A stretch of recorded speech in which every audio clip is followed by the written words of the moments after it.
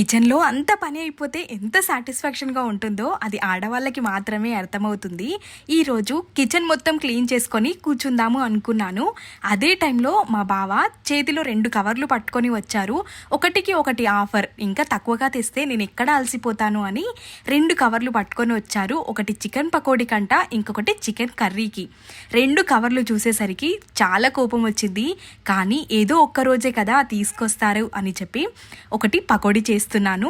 మెత్తగా ఉండే పీసులు తీసుకుంటేనే చికెన్ పకోడీ పర్ఫెక్ట్గా వస్తుంది. మీకు ఈసారి చికెన్ పకోడీ రెసిపీ కావాలంటే కమెంట్ చేయండి, తప్పకుండా షేర్ చేస్తాను. ఇప్పుడైతే నేను ఈ చికెన్ పకోడీలో ఏమేమి మిక్స్ చేశానో స్క్రీన్ పైన ఇస్తున్నాను, చూసేయండి. చికెన్ తేగానే అప్పటికప్పుడే కలిపేసి చికెన్ పకోడీ చేశాను. మ్యారినేషన్కి అయితే ఏం పెట్టలేదు, ఇంకా చికెన్ చేయాలి. చికెన్ పకోడీ అయితే చాలా బాగా కుదిరింది ఈసారి. మీకు చూస్తుంటే నేను చేసిన చికెన్ పకోడీ ఎలా అనిపిస్తుందో తప్పకుండా కమెంట్ చేయండి. Thanks for watching.